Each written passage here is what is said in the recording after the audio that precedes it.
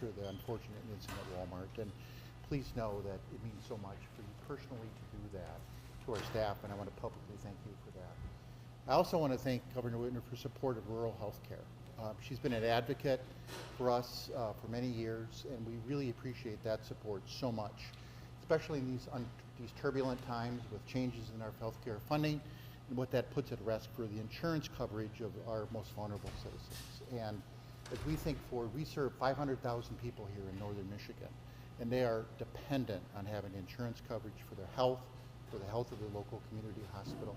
And so your tireless efforts to ensure that access means so much to our communities. And to talk a little bit more about the impact of insurance coverage to our most vulnerable, I want to have Dr. Joe Santangelo, a physician or chief medical officer, talk a little bit more about what that means. Joe? Thanks, Ed, and thanks, Governor. As you can tell by my title is I'm the Chief Medical Quality and Safety Officer, but before all of that, I'm a pediatrician. And as a pediatrician, I practiced for about 20 years. And the hallmark of pediatric care, and adult care too, is preventing illness rather than treating it. If we can prevent illness, we would much rather do that than treat it once you get it. And having insurance, accessibility of affordable insurance, whether that's through the marketplace, Medicare, Medicaid, or private insurance, is incredibly important to being able to access preventative care. Research tells us that people are about 60% more likely to get preventative health care if they have insurance coverage. And so when you think about heart attacks, or stroke, or type 2 diabetes, many of those cases are preventable if you get the right care before you get sick. And so it's easy to see just how important this is to our communities. And this is especially true here in Northwest Michigan, where we have such a high proportion of people over 65. So keeping people healthy, reducing the strain on our hospitals and on our other healthcare resources, like our long-term care facilities, skilled nursing facilities, is really important. And anyone who's had a significant medical condition yourself, or has had a family member with a significant medical condition, knows just what a stress this is, and we don't want to add worrying about insurance coverage to that stress when you're dealing with a medical issue. And there's few people who deal with this more closely and who are more aware than this than our case management team. And so I'd like to hand off to Director Anita Fox, who's going to talk a little bit more about that. Thanks. Good afternoon. I'm Anita Fox. Thank you, Dr. Santangelo. Thank you, Munson, for hosting today. I'm the Director of the Department of Insurance and Financial Services for the state. I have honor of serving with Governor Whitmer and focusing on this important issue that we're talking about here today. I want to thank you, Governor Whitmer, for your leadership and ongoing commitment to protecting Michiganders and their health insurance options. It's never been more important than it is right now. By working in a bipartisan manner, last year we expanded access to health insurance and codified protections from the Affordable Care Act in Michigan law so that we weren't at the whim of what might change at the federal level. And as a result, Michigan currently has the lowest uninsured rate that we've had and one of the lowest in the country, around 5.4%, meaning that 95% of our folks have some kind of insurance coverage, and you've heard how important that is in terms of maintaining healthy Michigan. That means that more Michiganders have health insurance that they need, not just when they're sick or hurt, but to have them stay healthy and to avoid big medical bills and the stress that puts on families. Everyone should have access to affordable, high-quality insurance coverage that they can count on when they need it most. During the last open enrollment season, more than 530,000 Michiganders enrolled in health insurance through the marketplace. And even more important, perhaps, nearly 90% of them were able to enroll in a reduced cost health insurance plan that worked for them and their families through tax credits and to lower their premiums, and some of them for $0. Under the Biden administration, those tax credits, and we call them the enhanced tax credits, were extended and expanded in 2021, which meant that more families qualified and families saw bigger savings, leading to this low uninsured rate. Now the expanded tax credits are about to expire at the end of 2025 unless Congress takes action. If they don't, which, reading the news, we understand the realities of what's happening at the federal level to programs like that are so important to our communities. The impact on Michigan family will see that thousands of families will see an increase of $400 per month more a month. An overall average cost increase by 75%. And that means, as you can imagine, that many Michiganders may risk going without health insurance because they can't afford it. And that not only impacts those families, but it increases costs for everybody. In addition to the expiration of the tax credits, the federal government has made sweeping changes to health insurance for consumers. Michiganders will face additional verification requirements and restrictions that will make it more difficult to stay enrolled and become enrolled in health insurance. Michiganders could lose access to doctor visits, hospital stays, prenatal care, prescription drugs, and mental health care that they need, and they need it now. Next year, there will also be less time to enroll in insurance during the open enrollment period, meaning consumers will have less time to review their choices and make a selection. The bottom line is that due to federal changes, all Michiganders currently enrolled through healthcare.gov, the marketplace, will pay higher prices for their current coverage, and many will risk losing coverage altogether. With so much at stake, we need to be proactive. Michiganders need to be proactive, and that's why our governor has been proactive on this issue, not waiting for the changes to take effect, but stepping in and talking to anybody who will listen about how we can protect more Michiganders. It's also a great time for people to take a look at their own health plan. There are going to be changes. If you haven't done your preventative care, or you know people who haven't, or have benefits that don't count on them being there the same way they were before, take advantage of those benefits now and let everyone know that these changes are coming and we need to be proactive.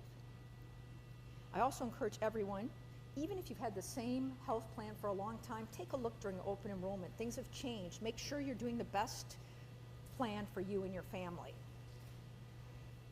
And with all these changes, it's so important that we do what we can to keep Michiganders informed and prepared for what's coming in open enrollment. And DIFS is on board to answer the governor's call to educate Michiganders on the upcoming changes to open enrollment and ensuring that all Michiganders can find and maintain health insurance coverage. This is all a hands on deck at the governor's direction for our department, and we want to make sure that we're there for you. Michiganders who need help understanding their health insurance options can call us. We have a live call center Monday through Friday, 8 to 5 at 877-999-6442. You don't have to memorize that. It's on our website. You can look to michigan.gov/health insurance. Direct everyone you know to there. We always like to say there's no wrong door. If you need to get somebody directed through to Medicaid or through the federal programs, start there and we will help you find what you need to get the information. So thank you, Governor Whitmer, for having me here today and for continuing to work to ensure that all Michiganders have access to quality, affordable health insurance. I'd like to turn the podium over now to Nurse Liz Monk. Good chance to thank a nurse for all that you do. The Director of Case Management and Patient Safety from Monk. Thank you. Good afternoon. I'm Liz Monk. I'm the System Director of Case Management for Munson Healthcare. My team and I work directly with the patients every day, and I want to represent the very unique challenges that our patients face today. Access to insurance is important to our rural healthcare populations because it saves lives. One example I want to share is of a case that we had prior to the implementation of the Affordable Care Act. We had a patient present to our ER with pain. The scans showed an aggressive end-stage cancer. Now the patient didn't have insurance. In order to get the patient on insurance, we had to first get a definitive diagnosis, then they had to enroll for disability, and then after that they would receive their insurance so they could get treated for the cancer. The patient was navigated by our free clinic to a surgeon who did pro bono surgery to get the biopsy. That gave us the definitive diagnosis. Then the patient was able to enroll in disability. Once they got their disability, the patient got an insurance and was able to pursue cancer treatment. Unfortunately, that took 40 days, and the patient's cancer progressed to such that they needed hospitalization. That was their final episode of care. The patient passed before they were ever able to get to a single oncology treatment. Fast forward a couple years after the ACA has been implemented, we had almost an identical case show up to the ER. The same type of cancer showed up on scans, and the patient didn't have insurance. Because we were able to get them quickly on insurance, we were able to get the diagnosis and get them to cancer treatment within 2 days. Now, it's not always that easy or that simple today. We continue to face challenges with the current state of enrollment and eligibility periods.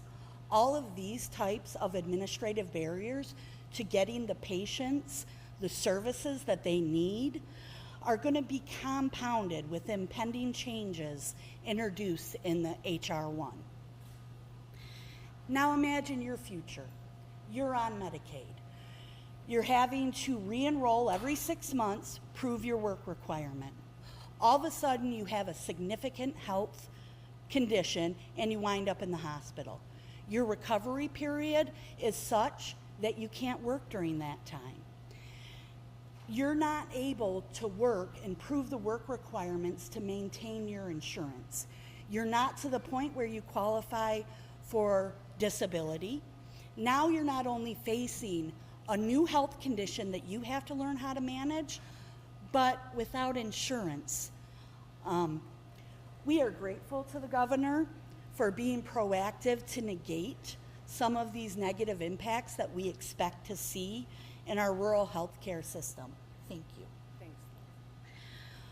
Now, let me introduce Gretchen Whitmer, our governor. Thank you. Thanks. Thank you, Liz. Well, thanks.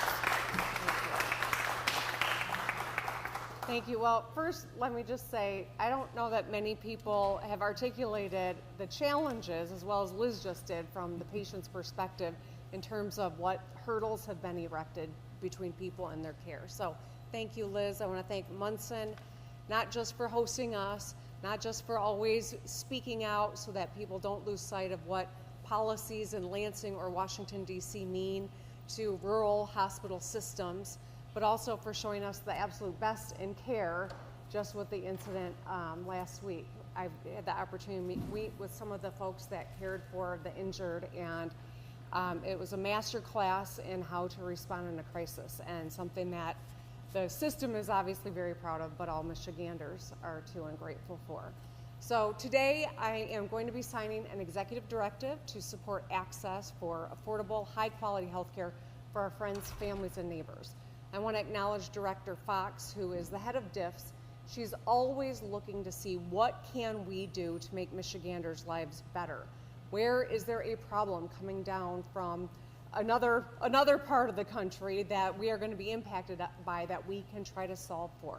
And so this, I think, is one of many steps that we are trying to take to mitigate the pain that I think is going to be inflicted on healthcare, on patients, on people all across the country.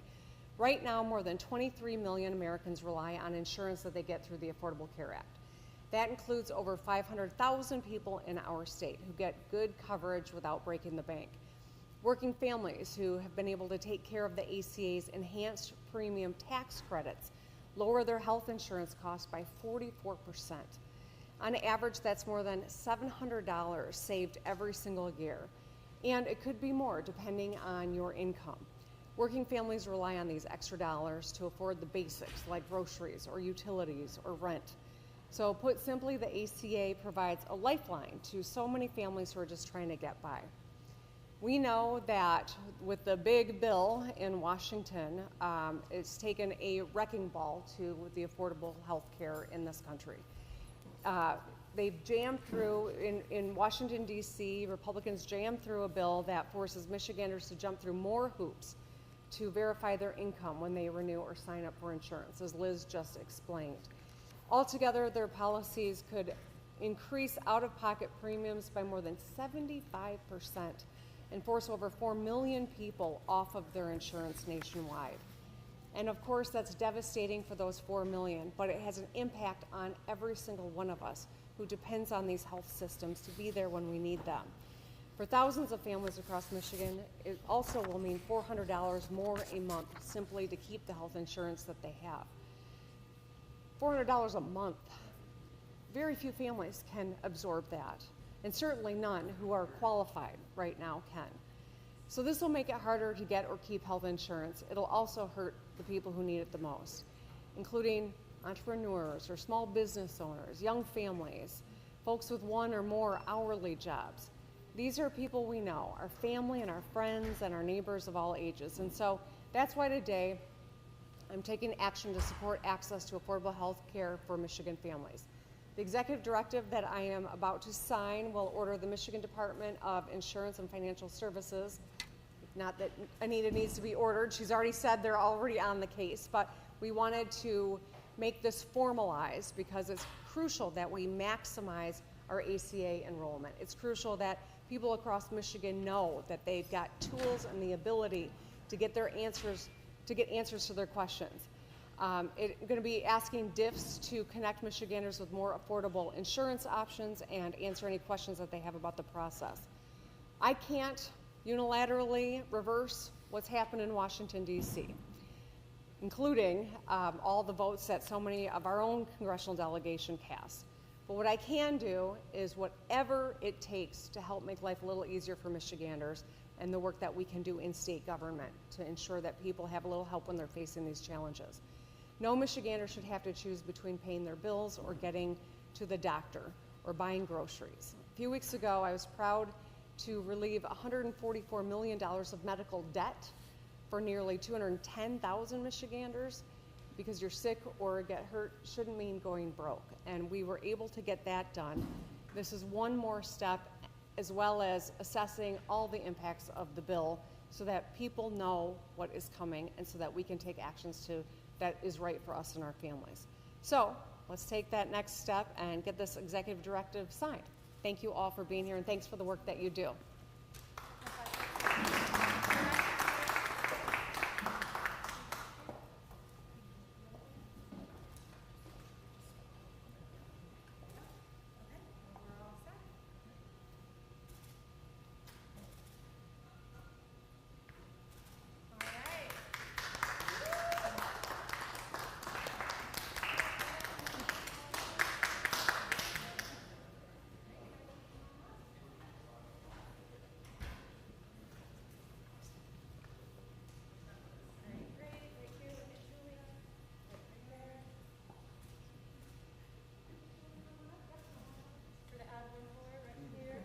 The extraordinary team I was talking about, who was on call last week and helped so many people.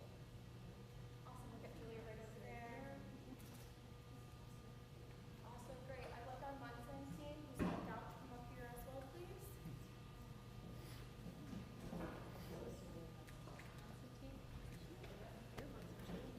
All right.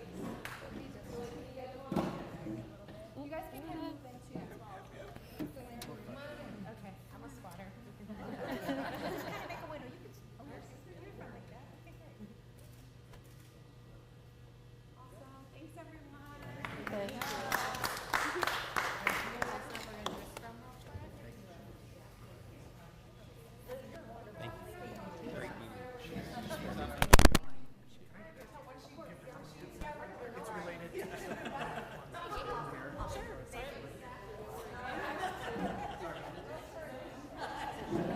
Okay? Hey, thanks for coming out. Yeah, thanks for having me. I appreciate it.